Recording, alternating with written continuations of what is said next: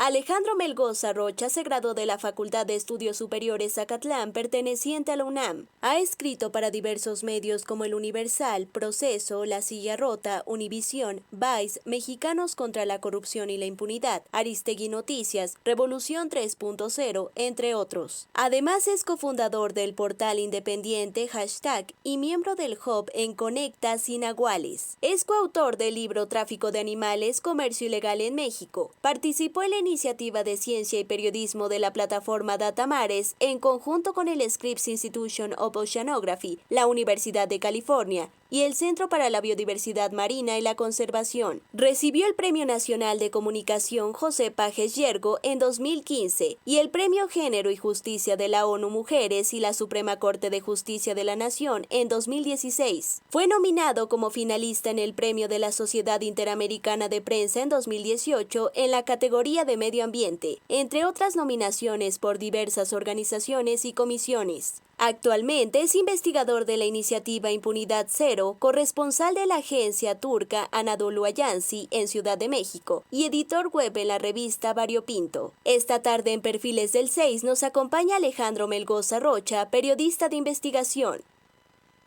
Y a quien agradecemos precisamente nos tome esta videollamada para charlar sobre tu trabajo, Operación Desabasto. Mi querido Alejandro, muy buenas noches. Muy buenas noches, estimado Julio. Les agradezco muchísimo el espacio Al contrario, que me brindan para hablar de la investigación. Estamos honrados de tenerte en Canal 6 e iniciamos con este tema. La gente que nos está viendo, Alejandro hizo un trabajo de investigación que se llama Operación Desabasto y tiene que ver con las medicinas. Esta forma que el gobierno a partir del 2019 cambió en su operación para obtener las medicinas para el IMSS, para el ISSSTE. Sin duda, bajo el lema de la corrupción y el combate a la misma, eso creo que es innegable, pero las formas y sin una estructura, sin un andamiaje, las consecuencias pueden ser todavía peores. Y de inicio, mi querido Alejandro, pues un gobierno que combate de esta manera, pero sin un planteamiento concreto, sin una estrategia, pues deja a la deriva a pacientes, por ejemplo, como enfermos del cáncer, a otro tipo de padecimientos que precisamente pues no se contempló esta forma de operar las compras de las medicinas, pero a final de cuentas el resultado ha sido negativo, Alejandro. Por supuesto, Julio, como lo dices, la planeación sin una estrategia, sin prever alternativas, sin tener un análisis de riesgo, puede llevar precisamente a este tipo de consecuencias a más de 2 años de este gobierno en turno. Y precisamente lo que documentamos en Operación Desabasto es una fallida estrategia anticorrupción. Tenían el fin de reducir los costos y también fallaron en esta. Un veto presidencial contra las 3 principales distribuidoras de medicamentos que cuando lo hicieron no previeron alguna alternativa viable con la cual soportar la red y la logística de suministro en el país. Y por otro lado, mencionar también esas luchas intestinas por el control de las contrataciones públicas a raíz de esta centralización que llevó a cabo Hacienda. Entonces, partieron de un diagnóstico escueto, sin una discusión en el Congreso, sin una reforma bien, armada, con un buen andamiaje, y la llevaron a cabo, la implementaron. Y una cosa muy interesante que veíamos unos días después de que se publicó el reportaje fue precisamente esta valoración que hace la Auditoría Superior de la Federación, específicamente en el caso de medicamentos, y confirma lo que lanzamos en el reportaje, que fue precisamente por una mala planeación, sin reglas de operación, se generó precisamente todo este desorden Y lo que se propusieron desde el principio con este plan anticorrupción y reducir los costos de medicamentos salieron precisamente lo contrario. Es decir, además de que salió más caro las compras de medicamentos porque hubo compras tardías, porque hubo compras de emergencia, porque se retardaron de muchísimas maneras. Además de esto, pues continuaron las malas prácticas de adjudicaciones directas, opacidad, no hubo transparencia en los contratos, entonces repitieron básicamente lo que habían ahora sí que jurado destruir de los sexenios anteriores, y vemos además que de paso se detonó una problemática social que atropelló los derechos de acceso a la salud de miles de mexicanos, de mexicanas, de pacientes con muy diversas enfermedades, principalmente en los oncológicos, y que ya hemos visto en los últimos meses precisamente esta inconformidad de las familias que han salido a protestar, que han llevado a cabo juicios de amparo, hasta denuncias penales e incluso una primera petición inicial que ya llegó a la Corte Interamericana de Derechos Humanos. Alejandro, lo que nos estás diciendo y lo que revela tu investigación para la gente que nos está viendo es, a final de cuentas, el gobierno, su intención, entre comillas, era combatir la corrupción, pero lo que muestra tu trabajo de Desabasto Cero es precisamente esta situación de quítate, que ahora me toca a mí hacer esa operación y tener las ganancias para cambiándose prácticamente de nombre ahora para gente de la Cuarta Transformación. Ahí está lo ocurrido con Zoé Robledo en el IMSS, en donde tuvo que salir a aclarar unas compras, con el hijo de Manuel Barle, también en el caso de los ventiladores a sobreprecio. Pero lo peor de todo, mi querido Alejandro, es precisamente el doble discurso, porque si la intención era manejar adecuadamente los recursos, proteger a la población, que es la prioridad, pues resultó todo lo contrario, porque sigue habiendo las mismas prácticas y lo peor de todo, gente que muere por falta de medicamentos, sobre todo los que padecen cáncer, los pequeños, aquellas mujeres también que no alcanzaron a recibir sus medicinas adecuadamente, y ahí están los resultados de una falta de estrategia, Alejandro.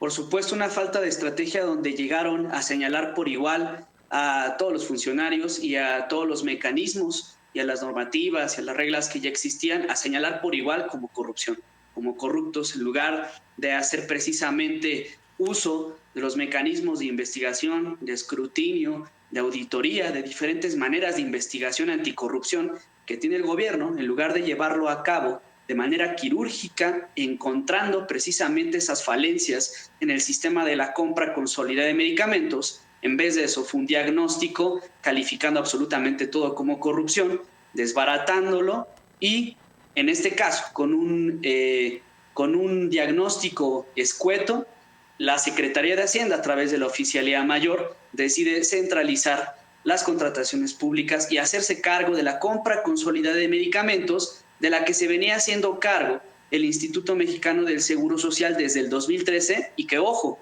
el IMSS lo inició este programa de compra consolidada de medicamentos como un programa piloto en 2013. Es decir, lo fue haciendo cada vez más, digamos, detallándolo, fue resolviendo algunas irregularidades y que habían todavía hasta el momento. Eso es muy cierto, habían detalles que resolver. Sin embargo, había funcionado, había sido efectivo para las familias. No quiero decir con esto que antes no existía un nivel de desabasto de medicamentos o un nivel perfecto. Sin embargo, no existía estos niveles exacerbados que tenemos al día de hoy. Entonces, el hecho de querer decir a Hacienda, yo hago absolutamente todo a través de esta centralización y quito a todos los funcionarios y sobre todo a aquellos que tenían esa curva de aprendizaje técnica en la compra consolidada de medicamentos, llevó precisamente a este grado de desabasto que estamos viendo. Y por otro lado, que es muy importante mencionarlo, este veto presidencial que lanza el presidente López Obrador contra las tres principales distribuidoras, si bien es cierto lo que menciona sobre este acaparamiento de contratos, sobre estas acusaciones que hace de actos, posibles actos monopólicos, Si bien es cierto esto que menciona sobre las contrataciones, existían los mecanismos para que investigara, para que sancionara, para que impulsara competitividad entre el sector de la distribución farmacéutica, es decir, tenía las herramientas el gobierno mexicano para sancionar y para regular y para iniciar investigaciones en caso de que existiera posibles actos monopólicos o de corrupción en cuanto a las distribuidoras. Entonces, pudo partir de esa base, pero no cancelar completamente un sistema del que prácticamente ha dependido el país durante casi 50 años que ha establecido el sector de la distribución farmacéutica. Entonces, ¿cómo cortas de tajo un sector de distribución que ha hecho en la curva de aprendizaje, la logística, la operación y el suministro? ¿Cómo lo cortas de la noche a la mañana sin tener una alternativa viable que no atropelle el acceso a la salud a millones de mexicanos a través de la adquisición de medicamentos? Sí, sin duda, esta falta de hacer una operación quirúrgica y tratar de enmendar las cosas con el hacha, no solo en el sector salud, sino en muchos otros sectores en donde lamentablemente el gobierno ha tratado de quitar de tajo, pero ha resultado contraproducente. Y ayer, Alejandro, a propósito del tema de salud, lamentablemente veíamos una noticia de una persona que se quitó la vida en un municipio mexiquense, pero al final de su carta decía: gracias, señor presidente, por haberme quitado el seguro popular. Recordemos que si bien tenía algunas anomalías esta forma de dotar de salud a los mexicanos, pero también tenía otras cosas positivas, y de igual forma desapareció, se convirtió en Insabi, y el gobierno empezó a centralizar, como lo advierte tu investigación, toda la compra de medicamentos. Preguntarte en ese contexto, Alejandro Melgoza, si el gobierno pudiera estar ante una situación todavía más complicada. Vemos el tema de las vacunas, la forma en que está operando, pero hay problemas de salud en nuestro país con gente que tiene hipertensión, diabetes, cáncer, entre otros padecimientos que cada año se incrementan. Y si las formas de compras, como adviertes, continúan de esta manera, pues sin duda podría en los próximos años complicarse todavía más la escasez de medicinas. Por supuesto que sí, Julio. Podría no solo agravarse si no hacen una recapitulación, una reconsideración, también un paso hacia atrás en esta serie de acciones para recapacitar, porque no solo lo han dicho numerosas organizaciones, protestas, especialistas, o en este caso, como lo señalamos en la investigación. Hace unos días, como bien te mencionaba, lo reafirmó la Auditoría Superior de la Federación con estas malas acciones que llevaron a cabo. Entonces, a poco más de estos 2 años, es un buen momento para que recapitulen, para que reconsideren a través de estos errores, porque también hay que llevarlo al presente.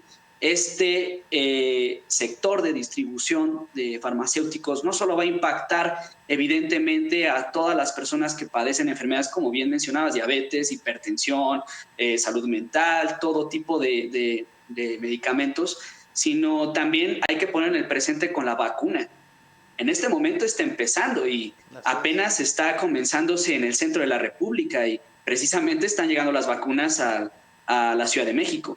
Pero hay que ver qué va a suceder en los próximos meses cuando tengan precisamente que distribuir y suministrar en los 4.500 puntos recónditos de todo este país, que además tienen geografías muy, muy distintas, muy complicadas, y que además el traslado de vacunas y de medicamentos no es como papelería o como gancitos, como lo han casi banalizado desde el gobierno federal, que hasta querían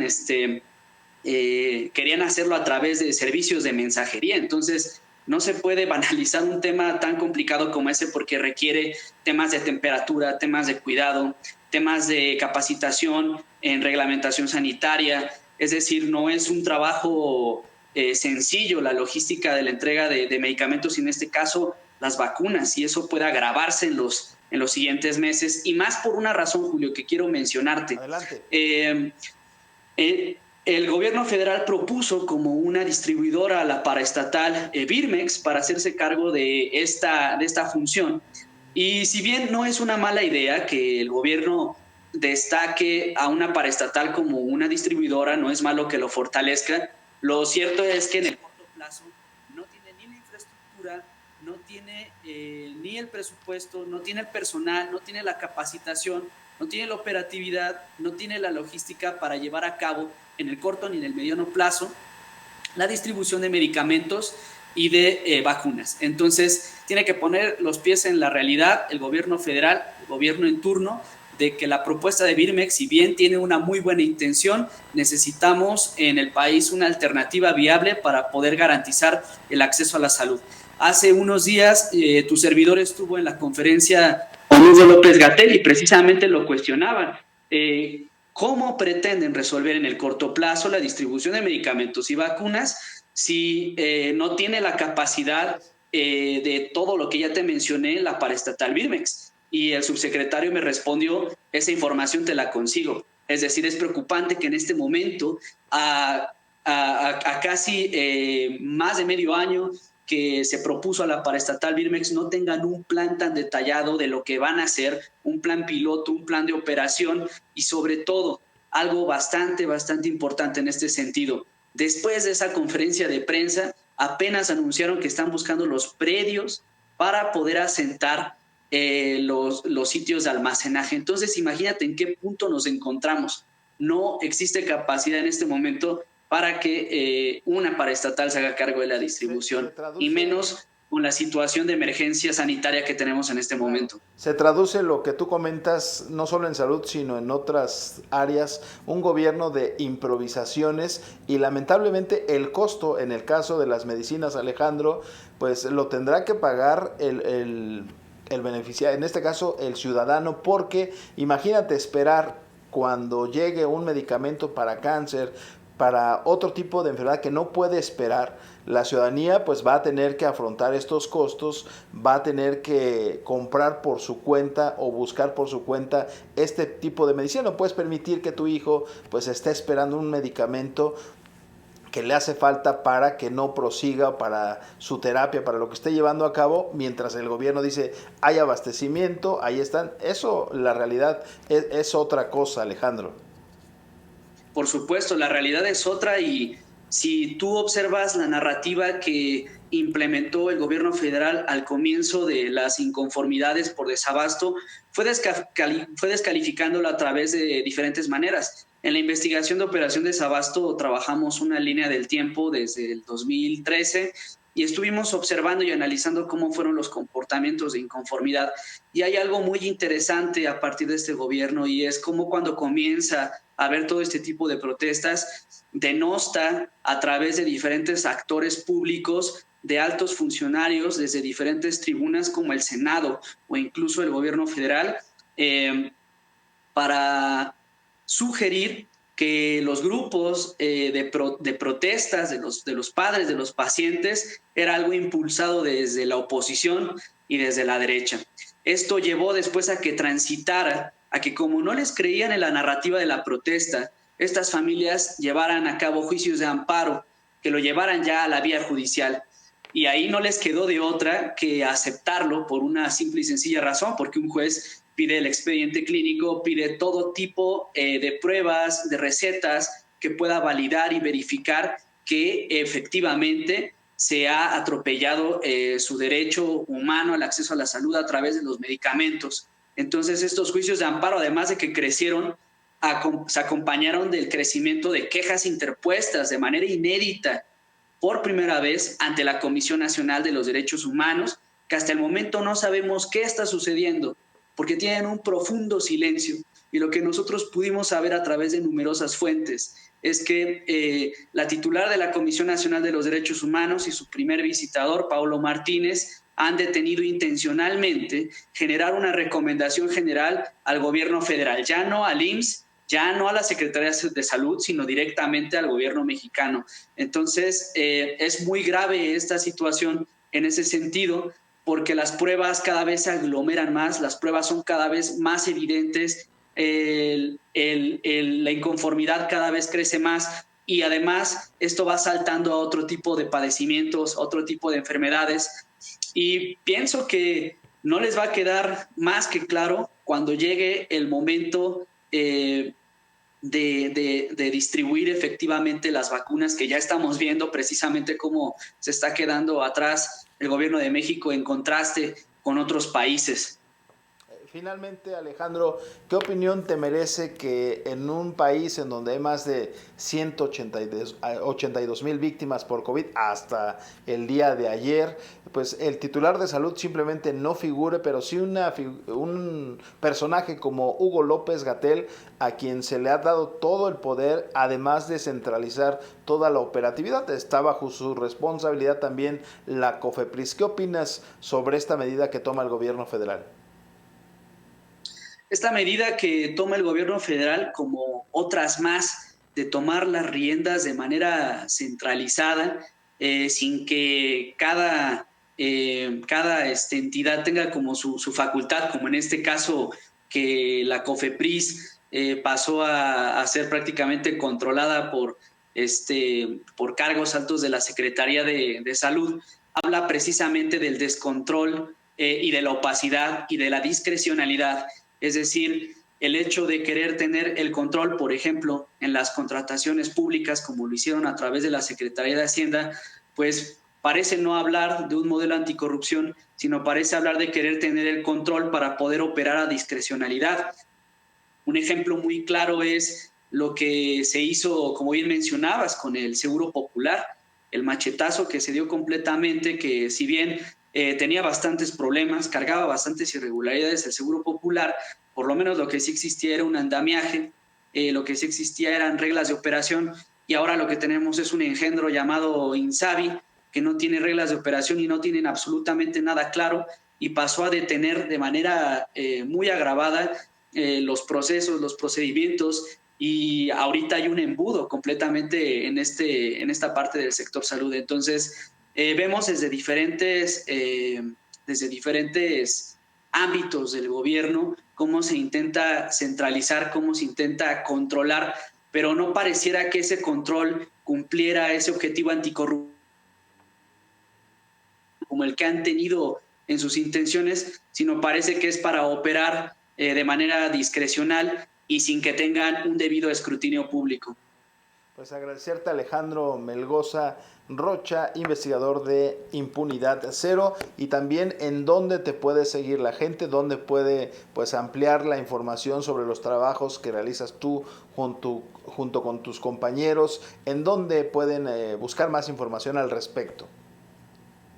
Claro que sí, Julio. Pues mira, me pueden encontrar en mi cuenta de Twitter en @alemelgo. Ahí pueden encontrar diferentes trabajos que publico como periodista independiente a través de diferentes medios nacionales, internacionales, como la agencia Nadolú, como El Universal, como Proceso, como Vice.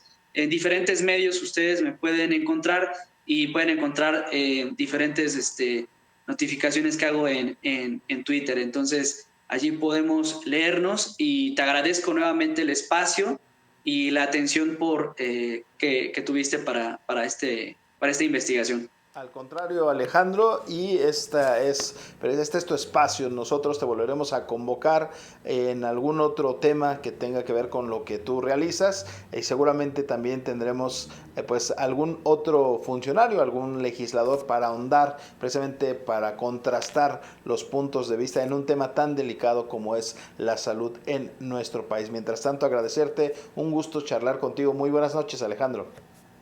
El gusto es mío, Julio. Un saludo a tu auditorio. Fue Alejandro Melgoza Rocha de Impunidad Cero. Nosotros llegamos al final de esta emisión de Perfiles del 6 y lo invitamos a que nos acompañe la próxima semana con otro perfil más aquí en Canal 6. Pásela muy bien. Hasta la próxima.